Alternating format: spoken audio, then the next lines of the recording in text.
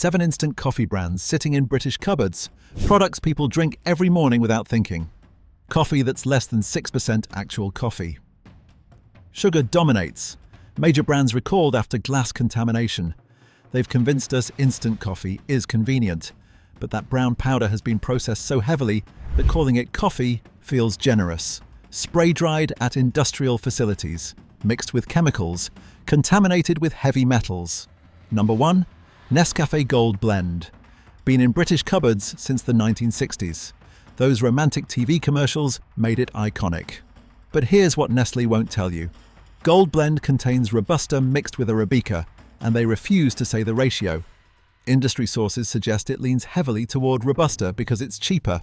Robusta grows at lower altitudes where soil contamination is more common. A 2019 study found instant coffees using Robusta contained cadmium levels up to 3 times higher than pure Arabica. Cadmium accumulates in your kidneys. Nescafé uses spray drying at industrial facilities, handling thousands of tons monthly. Your beans get roasted, brewed, then sprayed through nozzles into a hot chamber. Water evaporates in seconds. This happens so fast that quality control becomes nearly impossible. In 2021, a batch was recalled after testing found pieces of glass. The company called it isolated. But at this volume, isolated incidents become frequent. You're drinking industrially processed powder with potential glass contamination. Number 2. Starbucks Caramel Latte Sachets. This one made me angry when I read the label. The sachet says Starbucks. You think quality, premium coffee. Look at the ingredients. Skimmed milk powder first at 39%. Sugar second. Then instant coffee at 5.7% with 0.1% roasted and ground coffee. Total coffee content, 5.8%. That means 94.2% has nothing to do with coffee. Here's what most people don't know. Starbucks doesn't manufacture these.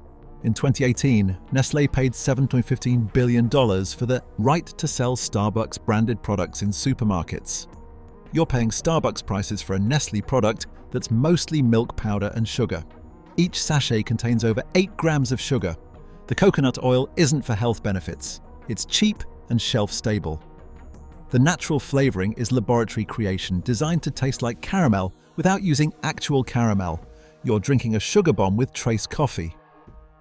Training your palate to expect hyper-sweet beverages, paying premium prices because the Starbucks logo tricks you. It's 94% industrial filler wearing a premium mask.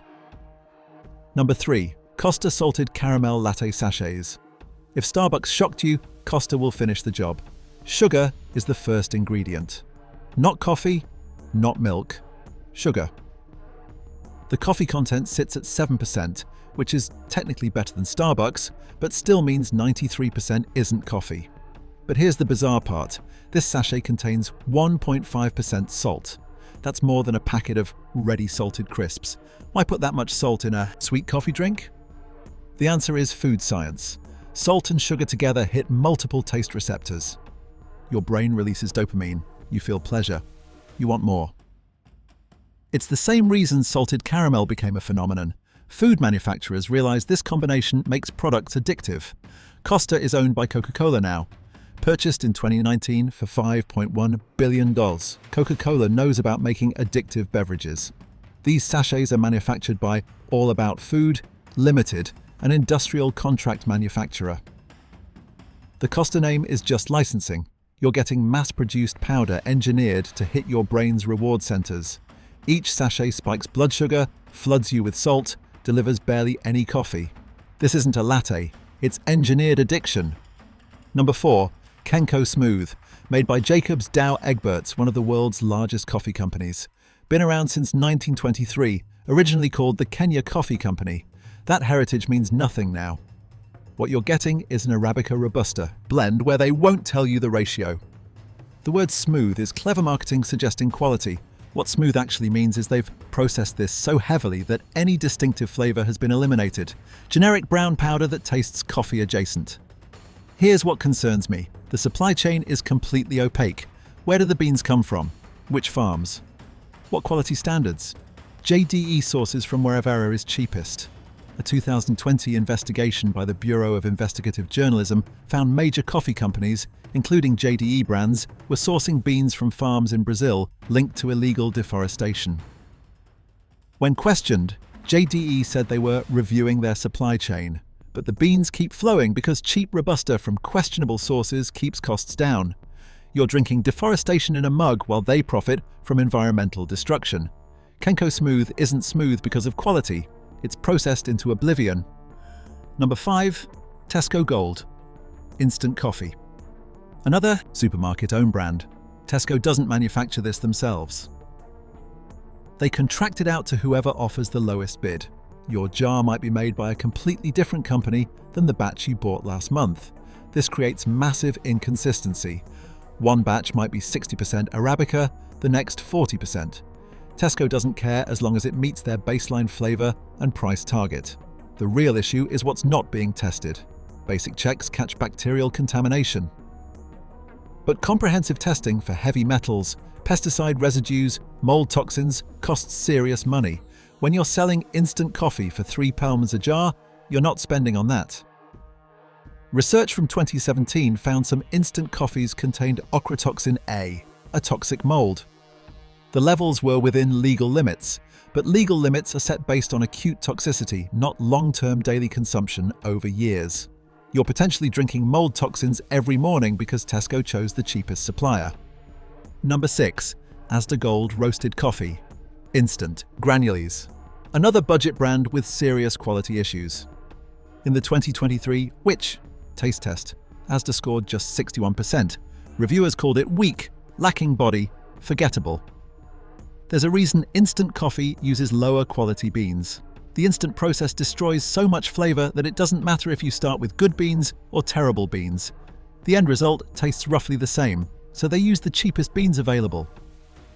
Often broken or damaged beans rejected for other uses, sometimes beans that sat in warehouses for months, slowly oxidizing. Coffee oils go rancid when exposed to oxygen. Instant coffee oxidizes faster than whole beans. That flat, stale taste? That's rancidity. Rancid oils create oxidative stress in your body, damaging cells and contributing to inflammation. You're drinking spoiled coffee. Asda Gold costs around $2,050 for 100 pounds. You're not saving money. You're buying oxidized coffee powder that's been sitting in warehouses for months. The gold in the name is pure marketing. There's nothing golden about instant coffee made from rejected beans, processed into oblivion, and left to oxidize. Number 7.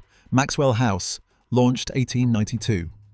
Good to the last drop became one of advertising's most famous slogans.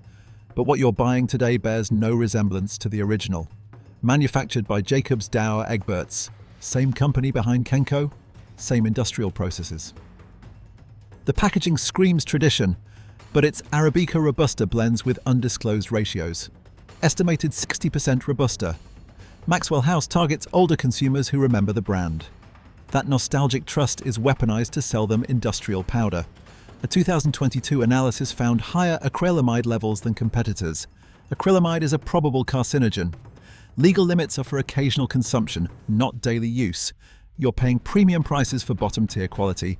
That 130-year heritage sold out completely.